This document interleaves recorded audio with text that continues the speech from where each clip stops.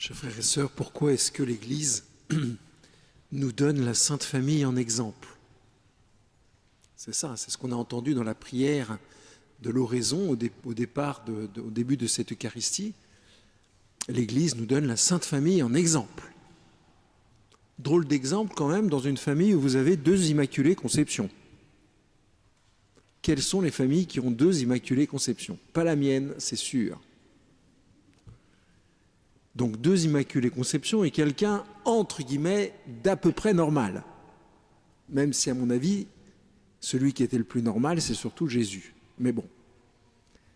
2 Immaculées Conceptions et un gars à peu près normal. De quoi est-ce qu'on peut s'inspirer quand on contemple la Sainte Famille pour nos propres familles? Alors clairement, une chose, c'est l'amour qu'il y avait dans la Sainte Famille. Parce que l'amour qu'il y avait dans la Sainte Famille, entre la Sainte Vierge, Jésus et Joseph, est le même amour qu'il y avait dans la Trinité, le Père, le Fils et le Saint-Esprit. Et figurez-vous, c'est le même amour qu'il y a entre chacun d'entre vous. Le même. Exactement le même. Sauf que dans la vie trinitaire, cet amour, il est réalisé de façon parfaite, alors que dans notre existence, il existe de façon parfaite par notre baptême, mais il est réalisé dans notre existence, j'imagine, de façon de plus en plus parfaite. Certainement. Mais avec le péché, évidemment, il y a des choses qui sont plus difficiles à vivre. Alors ce que je voudrais faire aujourd'hui, si vous le voulez bien, c'est regarder Saint Joseph. Comment est-ce que la vie trinitaire réagit sur Saint Joseph? Comment cet amour qu'il y a entre les 3 personnes de la Trinité, les 3 personnes de la Sainte Famille, réagit sur Saint Joseph? Comment vit Saint Joseph? De quoi il vit Saint Joseph? Vous voyez? Ça, parce que je pense que ça peut être extrêmement inspirant pour nous, puis ça me permettra de parler un peu plus de Saint Joseph, on n'en parle pas souvent. 19 mars, la fête du travail, oui, mais c'est pas beaucoup. La Sainte Vierge, on en parle tout le temps. Jésus, on en parle tout le temps. Saint Joseph.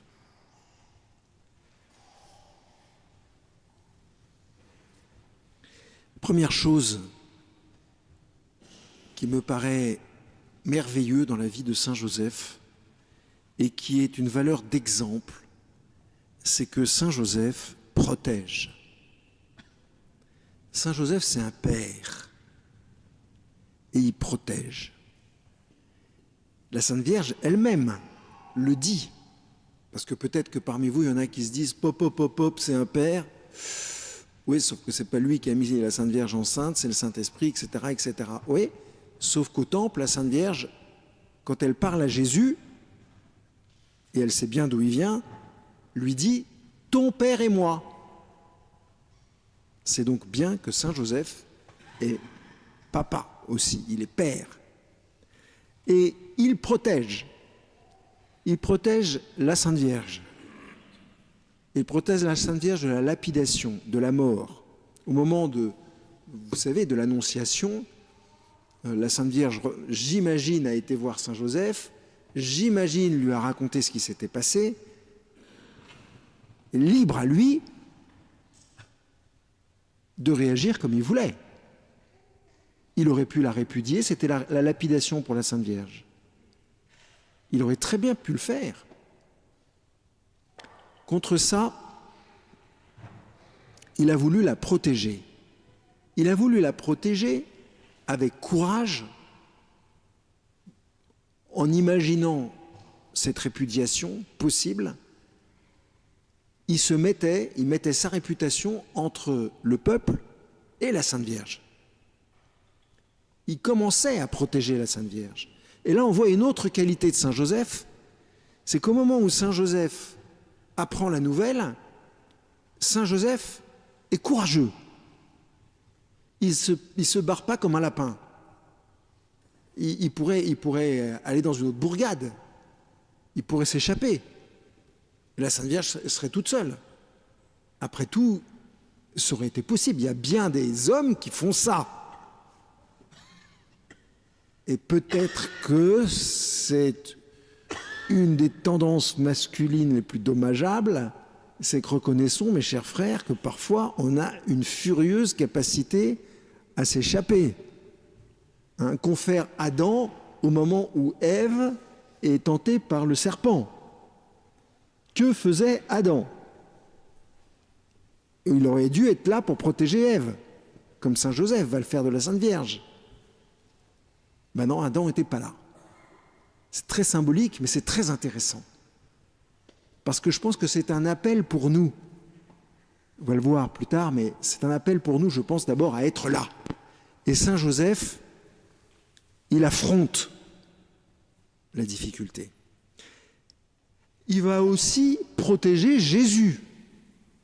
Parce que quand Jésus va naître, Hérode, vous rappelez de l'histoire d'Hérode qui veut le pourchasser, etc., etc. D'accord, on va y venir dans un instant, Dieu le prévient par un songe qu'il faut qu'il parte. Très bien, mais il fallait le faire quand même. Il fallait embarquer la Sainte Famille.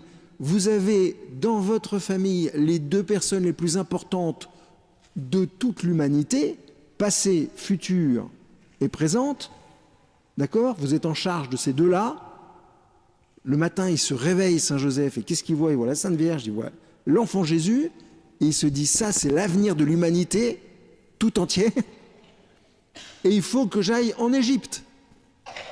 Alors, je vous rappelle que de la crèche à l'Égypte, il y a un voyage où ils n'ont pas d'argent, il y a un voyage où il y a des brigands, il y a un voyage où il va falloir faire dormir tout ce monde-là en sécurité. Enfin, descendons un peu de nos rêveries passagères et redescendons sur Terre et voyons ce que peut être un voyage de centaines de kilomètres à dos d'âne, j'imagine, puisqu'ils sont venus avec un âne, la Sainte Vierge étant sur un âne puisqu'elle était enceinte, quoique peut-être qu'elle arrivait à marcher, enfin dans une condition pauvre. Je ne pense pas que la Sainte Vierge et Saint Joseph ont pris le bus, vous voyez. Ils n'ont pas pris non plus un avion, ils n'ont pas pris une voiture, ils n'ont pas pris une moto, et donc ils sont allés à pied ou à dos d'âne. Mais vous imaginez, Saint Joseph, les scorpions, les serpents, les chacals, les bêtes féroces, les brigands. Il faut être solide. Il faut être solide. Au départ, avant même que Dieu l'aide concrètement, il faut être solide. Et puis belote et rebelote. Parce que aller, retour. Saint Joseph, c'est un homme courageux. Et c'est un homme qui affronte. Et c'est vraiment important. Parce que je pense que ce sont des valeurs pour notre temps vraiment importantes. Il nous faut affronter. Je ne dis pas qu'il faut se mettre en colère, je ne dis pas qu'il faut faire du bruit. Joseph n'en faisait pas. Mais on a le droit d'affronter. Une autre qualité que j'aime énormément chez Saint Joseph, dont je voulais vous parler ce matin, c'est que Saint Joseph, il est courageux, il affronte très bien, mais c'est un rêveur. Vous y avez pensé à ça? C'est un rêveur, Joseph. Comment est-ce que fait Dieu pour le diriger? La première fois pour prendre la Sainte Vierge avec lui, et l'autre fois pour lui dire d'aller en Égypte. Et encore une troisième fois pour lui dire en Égypte de revenir. Par des rêves. Vous allez me dire, oui, mais ça, c'est le don des songes, et on entend parler dans l'Ancien Testament, il y a beaucoup de gens qui ont eu des songes. Je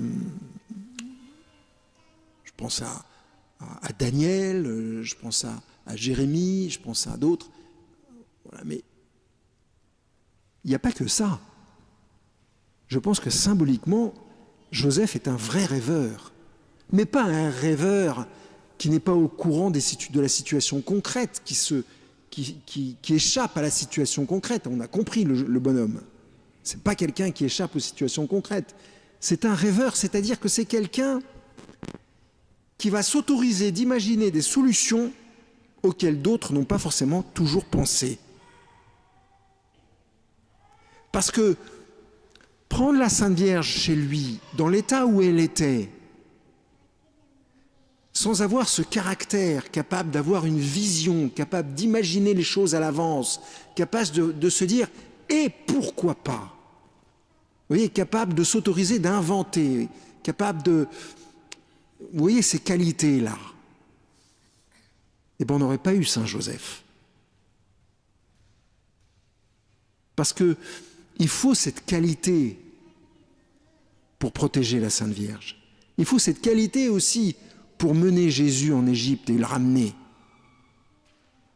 Vous allez me dire, oui, mais moi, je ne l'ai pas. Mais je pense que si. Ça vient avec la charité. Mais est-ce qu'on se l'autorise? Est-ce que quand vous êtes coincé dans une situation, vous vous posez en vous autorisant, en vous disant simplement, le Dieu Tout-Puissant, le Seigneur des armées, mon Père éternel est là, il veille sur moi, sur mon destin, et je vais chercher avec lui comment avancer. Pas comment m'échapper, pas comment reculer, pas comment effacer la situation, non, comment affronter. C'est ça, un vrai rêveur, comme je l'imagine. Vous savez, il me semble qu'on ne crée pas sans rêver. On ne transforme pas sans rêver. On est à la veille, à quelques heures de la nouvelle année. On va tous se souhaiter une bonne santé, hein, quand même, une bonne santé, une belle année de joie, etc. Mais moi, je vous dis qu'il va vous arriver des galères pendant cette année. Je vous le dis, parce que c'est la vérité. Je vous dis aussi que vous allez recevoir de grandes grâces. Ça, c'est aussi la vérité. Mais je vous invite à rêver. Mais pas à rêver, permettez-moi d'insister, pas à rêver comme Lamartine ou comme Chateaubriand, vous voyez. Pas à rêver comme le gars qui fait rien.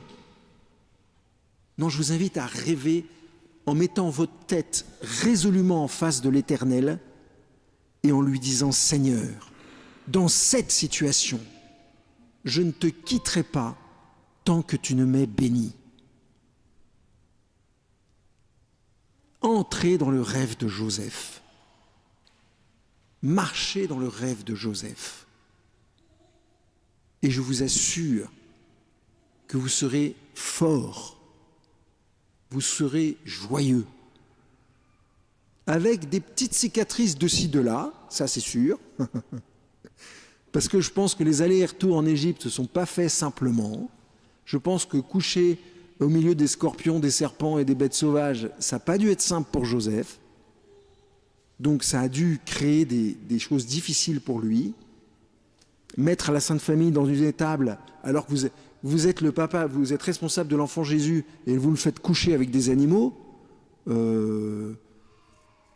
ça peut être compliqué. Mais Joseph, il va. Eh bien, c'est mon vœu pour cette année, pour chacun d'entre vous,